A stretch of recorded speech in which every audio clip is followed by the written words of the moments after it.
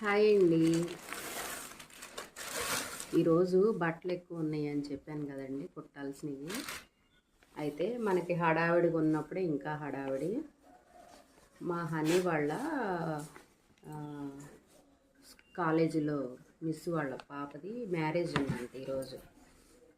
అయితే పిల్లలందరూ కలిసి గ్రీన్ కలరు డ్రెస్ వేసుకుందాం అందరం అని అనుకున్నారంట. మా హనీ అయితే ఇప్పుడు ఇది కుడతావా లేదా అని కూర్చుంది. ఇదైతే నారాయణపేట అండి. గ్రీన్ కలర్ దానికి మెరూన్ కలర్ బోర్డర్ వచ్చింది.